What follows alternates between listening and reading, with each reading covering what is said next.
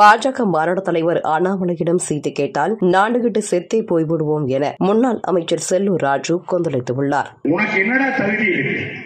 அதிமுக இவர்கிட்ட கேட்கணுமா? இவர்கிட்ட சீட்டு கேட்டு நாம நிக்கணுமா? இவங்க தான் தலைமை பொறுப்பாங்க. என்ன வாய்ப்புகளோட பேசுறாங்க. அந்த கட்சியில தலைவர் இதை வச்சு ஓட்டலான்னு பாக்குறேன். நீ பேசியே இந்த கட்சியை பாரதிய ஜனதா இருக்கிற அந்த கட்சி காவிக்கவே மாற்ற போறாங்க. இதுல திராவிட இயக்கம் 50-70 ஆண்டுகள் திராவிட இயக்கம் ஆட்சி அப்படின்னு எங்க ஆட்சி தானே பொற்கால ஆட்சி. 52 ஆண்டுகால அதிமுக வரலாற்றில் 31 ஆண்டு காலம் ஆட்சியில் இருக்கிற ஒரு கட்சி இந்தியாவில் எந்த கட்சினா தமிழ்நாட்டில் இருக்கிற புரட்சி தலைவர் உருவாக்குற அதிமுக தான்டா.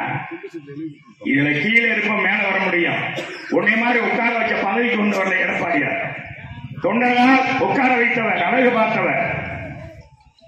எங்க தலைவனுடைய உயிலே என்ன தெரியுமா? அந்த கட்சி உங்கள்கிட்ட கேட்பாங்களா சீட்டு கேட்போமா? நாங்களாம் சீட்டு அந்த மாதிரி எல்லாம் வருமா? நாங்களாம் முதல்ல எடப்பாடியார் அதை பற்றி நாளைக்கு அறிக்கை கொடுப்பாரு. அது வேற. ரொம்ப கேட்பாங்க பேசுறேன் ஒவ்வொருத்தரும்.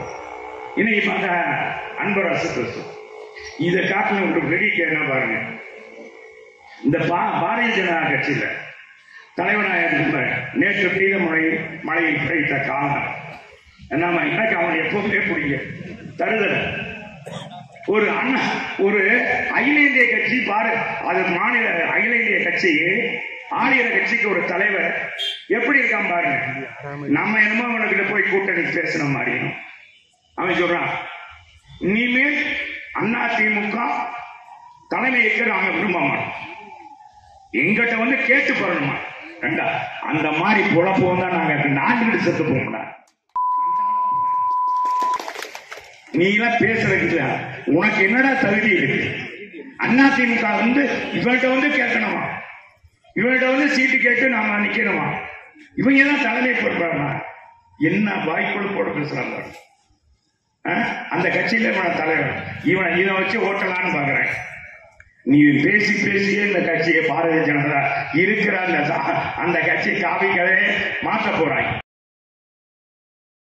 செய்திகளை உள்ளது உள்ளபடி தெரிந்து கொள்ள ரெஃப்ளெக்ட் நியூஸை சப்ஸ்கிரைப் பண்ணுங்க.